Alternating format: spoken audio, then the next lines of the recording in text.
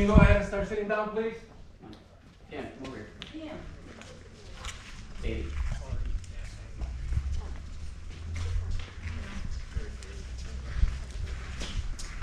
Sit down anywhere, guys, please.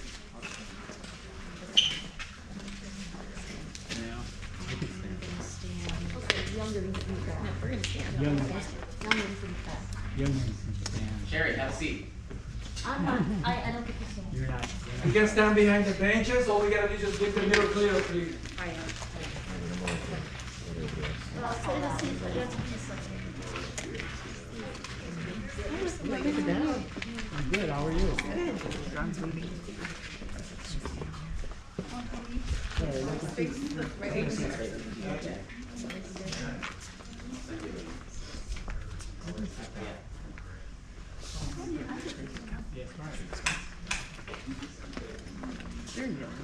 Good afternoon.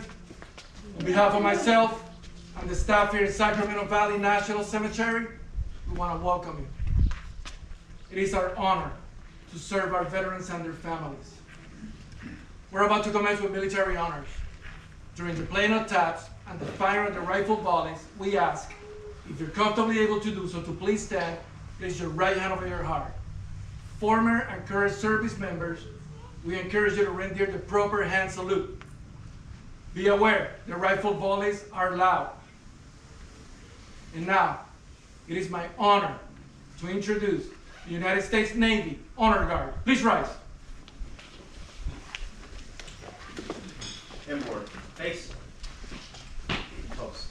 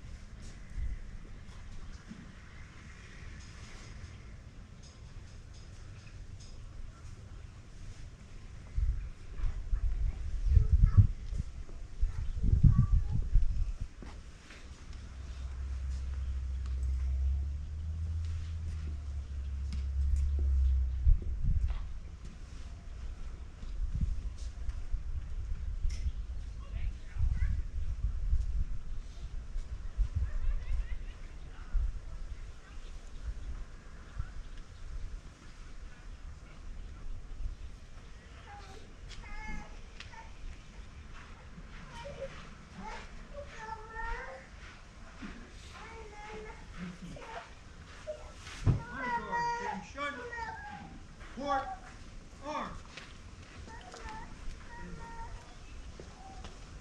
Aim. Fire. Aim. Fire. Aim. Fire. Present arm.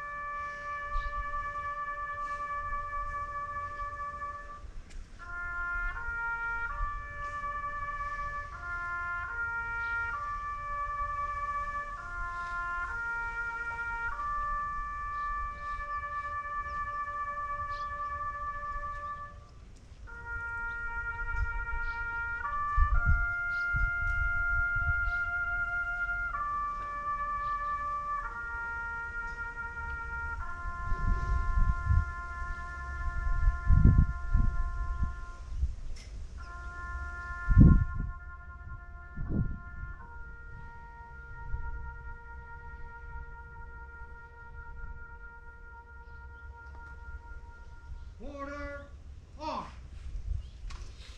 Please be seated.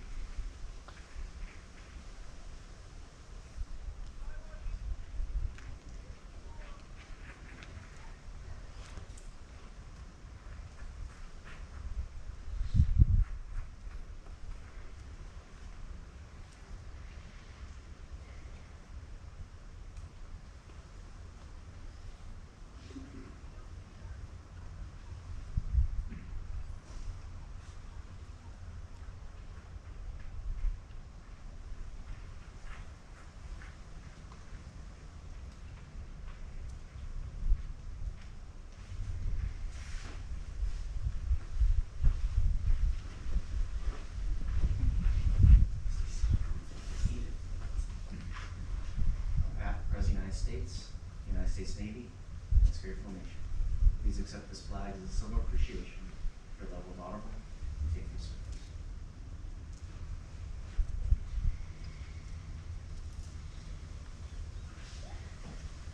Ladies and gentlemen, it is my honor to present the Northern California Volunteer Honor Guard.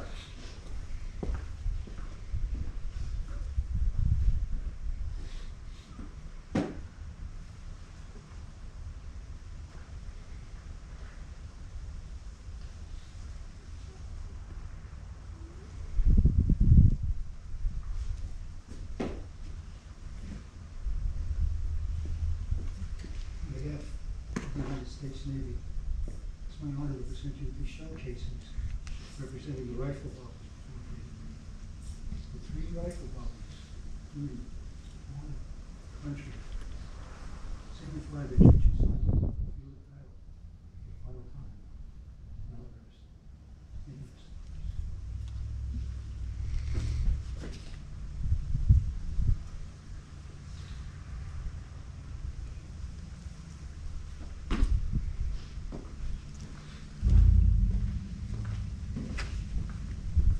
On behalf of the Department of Veterans Affairs and this grateful nation, please accept the Presidential Memorial Certificate in honor of your loved one's service to our country. This will conclude the military portion of our service. And now we have a little time for friends and family.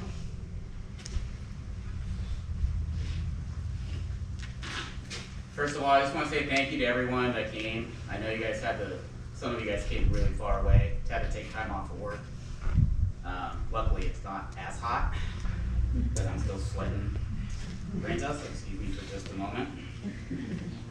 There's a few things I wanted to say.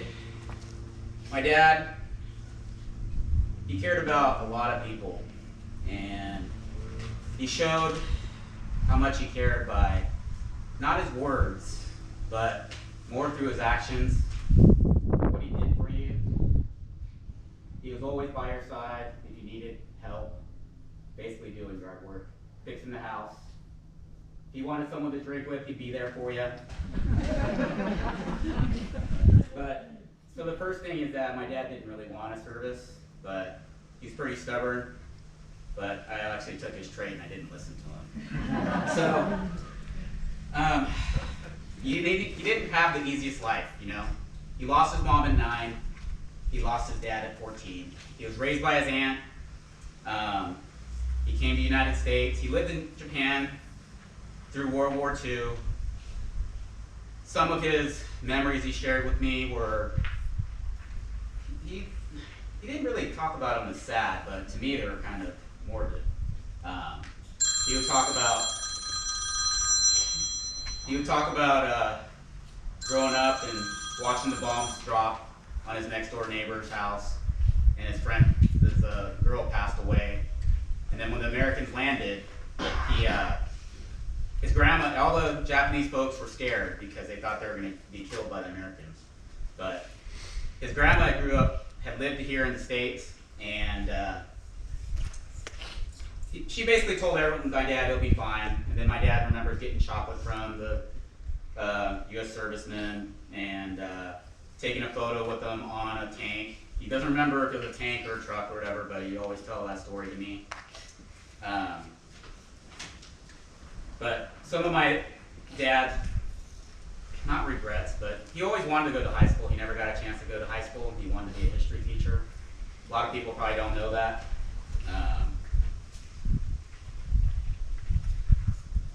But throughout his life, he would always go out of his way to help people. And my mom and I never really understood why he would go out of his way to not just help someone, a neighbor that he doesn't even know. Like, why are you going to go help cut a tree down that you don't even know them? Well, I understood it more as I got older and when he passed, because when he came to the United States when he was 12, it took about 12 days to come across the Pacific, and he doesn't remember much, but he just remembers it was Sumiko Ino, Ryoko Yamauchi. They were family friends of the Nakamuras, and they bought him clothes. He didn't know them, he didn't even know who they were, but they were there to pick him up. His family was working the grape harvest of September, so there's no way they could get off. So they came and picked him up, got him some new clothes, and that was some of his first experience of just being treated kindly by someone he didn't even know. So my dad grew up with Alan, Howard, Auntie Jean, a lot of people, and Alan told about some stories that I didn't know about, that my dad had a boat. I didn't know he had a boat way back in the 50s, 14-footer, 13-footer something, riding behind Lodi Lake. He didn't have much, but he would always let them borrow his truck and boat, and he was always like that. I didn't turn out to be that way. I'm kind of stingy with my stuff. I'm the opposite of my dad, so kind of an ass. He was really nice to people. Yeah, I mean, I'm probably get it from my mom. But yeah, I mean, there was another good story is he worked at the California Youth Authority. He always thought I wasn't going to graduate high school. He'd always say, "Do you want to work in a gas station your whole life?" And I was like, "You graduate early. I don't really understand why you're coming at me with all this." But he'd always be on my case. He was always hard on me. We didn't have the best relationship until the last couple years, once he stopped drinking. But he always thought I was going down the wrong path for some reason, and never was. But I think he just wanted a better life for me because he had such a tough upbringing. But he brought one of his kids from the youth authority over to the house. This guy called him Kimball. I never knew his first name until a long time ago. He was in prison for years, then he got out. My dad's first thing he asked him, he's like, "Kimball, you come strapped?" I think I was like 14, 13. So I was like, "What are you talking about, strapped?" He's all, no, Kishi, you know he got respect for you, man. I ain't gonna come strapped." He's all, "Kimball, show him your back." So I'm like, what is my dad talking about? He lifts up his shirt. Kimball has all these bullet hole scars in his back, and he's like, "You mess around, you're gonna end up just like Kimball." And I was like, "Oh shit." I was like, it stuck in my head. So he had a way of expressing his way without. My dad was never good with words, so his way of expressing his will to be a good person and not screw around. But some of the faces I don't remember, but I think my mom said Moyo. Momo. And I remember people coming by when I was young. But even recent stories, my friend John over here, I moved into my house. My dad's 74. It's probably like a 30 or 40 foot tree that my dad I wanted to cut down, but my dad came before John and his friend Darren. John came with a brand new chainsaw, and guess what? It didn't start. My dad's like, "What's wrong, John? Can't get your new chainsaw started?" My dad's 74-year-old dad's up in the tree cutting limbs off, talking shit to John that it's taking forever to get the brand new chainsaw started, and still talking smack. And John finally gets it started, and he's like, I kind of remember. He's like, "Oh, you want me to do that for you, or you got this, John?" So he was a personality that left a mark on people. Everyone always remembered my dad. Same thing with our jet skis. Oh, same with the jet skis. We got the jet skis going, and Or we couldn't get it. we couldn't get them going, so my dad was talking smack that we couldn't get them going. And then the mine wouldn't start, so he's like, "What the hell's wrong with yours? Why can't you get started?" Always coming at my manhood. But yeah, even my cousins, first Sherry, Corey, Karina. Basically, I think he taught most of you guys how to drive, right? And if he did take you to go drive, he was tell you to go faster. And I just heard some stories that reminded me of when I learned to drive. First time out, stick shift, out on 8 Mile Road and Comstock Road. It just rained. My dad was teaching me how to drive, going down 8 Mile. There was a curb coming up, and he's all, this is how he taught me. He always yelled. He's like, "You need a downshift." I'm like, Look down, and he's like, don't look down. So down shit. Look up. Look where you're going. I'm like, what? He's like, look out for the pole. I slam on the brakes, car 360s in the middle of the road. I was shaking. I get out. He's like, get the hell back in the goddamn truck. I was like, no, you drive. He's all, you don't get back in the car, you're not gonna ever drive. I'm like, shit. I'm like shaking. Like literally shaking, and I'm like trying to drive, and he's like, don't grind the gears. What are you doing? So this, comes around, right? Like I think it was probably a few years ago. My dad was, I was trying to teach him something about the computer. He was pissing me off, and I started yelling at him, right? He's like, well, you don't gotta yell. I'm like, who do you think I learned it from, Dad? I was like, he's like, well, you don't have to yell so much. Why do you have to yell? I was like, Dad, I learned it from you. It's like dead silence for a while. One of the favorite stories was Uncle Art. I think it was Uncle Art that told me, or it could have been Uncle Willie. Many of you guys know the story of my dad having a tattoo removed because his grandma didn't want. His grandma didn't want a tattoo because he married my mom. And the story, there's not a whole much to the story, but my dad had it removed by Dr. Kim. He still has it in the frame. It says a little bit of me. I'll send a photo of it to you guys that are curious about it. My mom was kind of ashamed. She didn't want. She hid it behind all the photos and everything. But the best story that I didn't know about that I was told is my dad showed up with Freon, sandpaper, and it was either tequila or vodka. And I can't remember if it was Uncle Art or Uncle Willie. He didn't know what the hell was going on. He's like, my dad's like, hold this.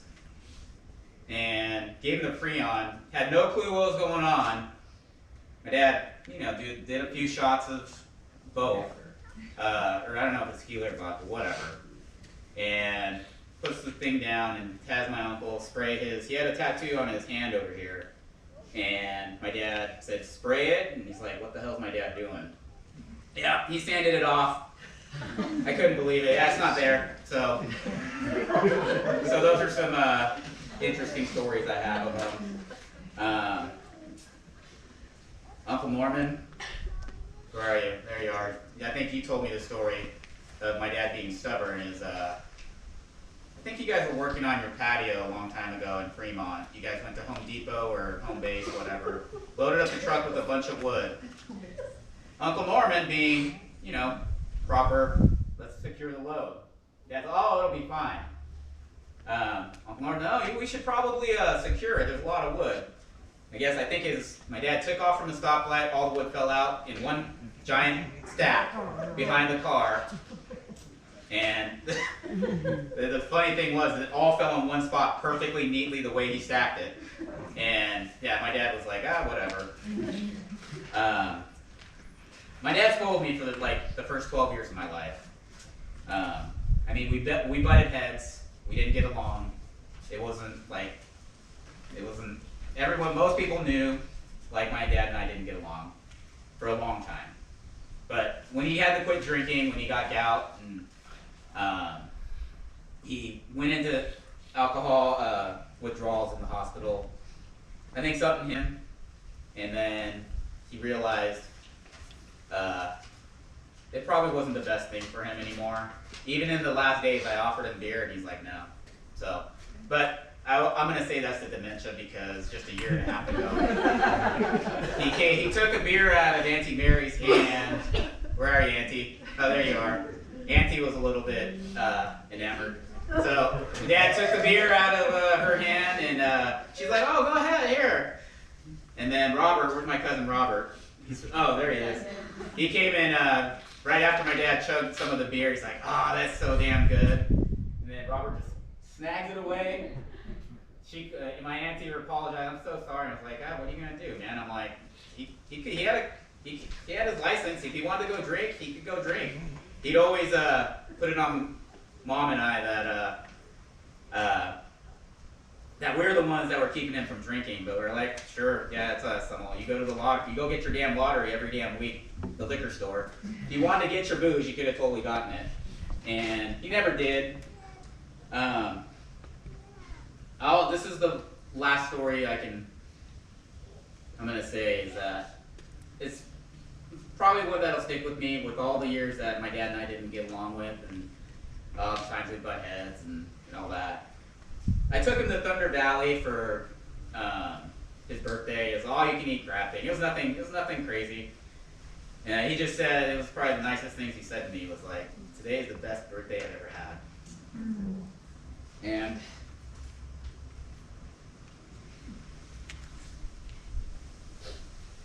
I think that was the only time I actually felt that he cared about me. So it was one of the times that really meant a lot to me.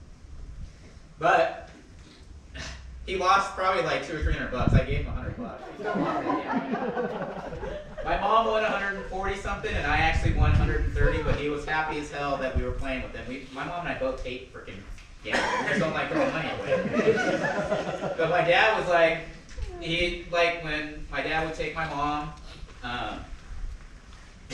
he's like, here, go play. And my mom's like, I don't want to play. I'm gonna keep this. So my dad would give her like $40. She'd play 20 on the penny slots and keep the other rest. And wouldn't tell my dad. And my dad's like, did you play it? She's like, oh yeah, I played it. Yeah. But yeah, he always tried to give me the childhood I never had, and toward the end, I just wanted to give him the childhood he never had. So I just want to say thank you again for everyone for coming. Just say a little bit in Japanese for the few people that are here. 皆さんお葬式に来てくれてどうもありがとうございます。よろしくお願いします。And that's all I got. But if anyone wants to share any good stories about my dad, I'd appreciate it. Alan or Howard or anyone, or Roy. If you guys have any other stories that you guys can share, anyone back there, please come on up. I think you get the highlights. Yeah. And I can't remember. My name's David. David.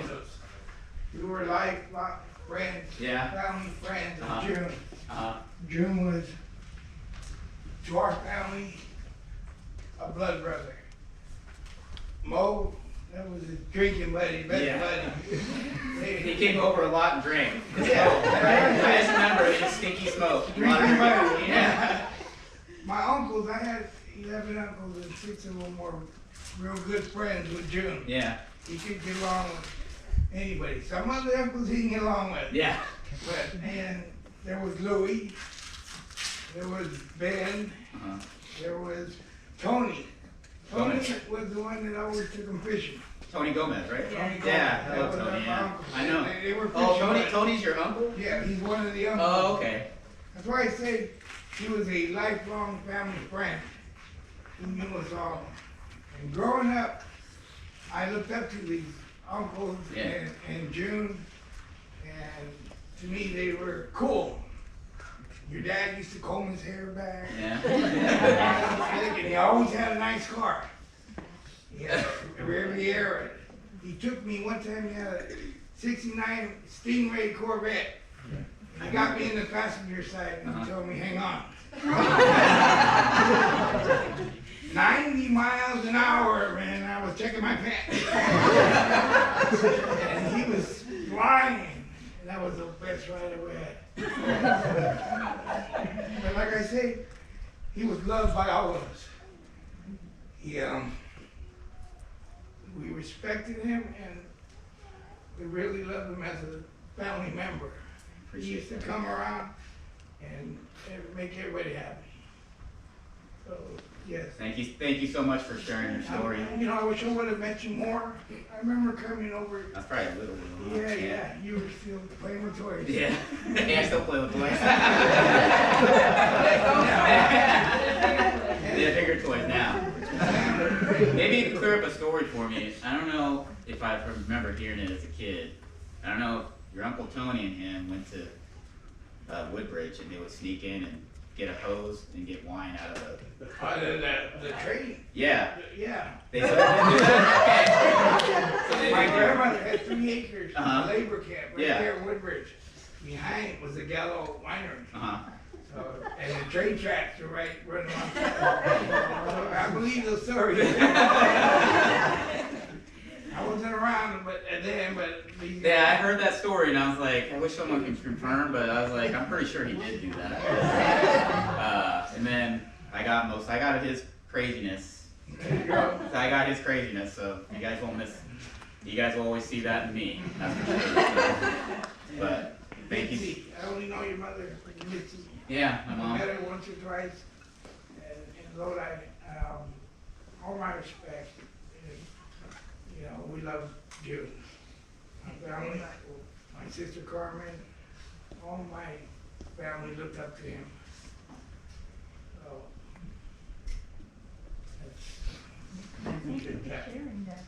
Yeah, thanks for sharing that so much. Thank you so much. Thank you so much. I really appreciate that story. you got much more. Hey, yeah, I love them. I love the stories. What are we on time? Okay. Okay. End it. Okay, thank you everyone. Appreciate it. Thanks again for coming. I can't reiterate how much it means to me that each one of you guys took out time out of your day to come memorialize my dad. I do have 30 beers in my truck, but unfortunately we don't have time to do it here. There will be another time, but there's another service, so we got to get going. So thank you so much, all my friends, family, relatives.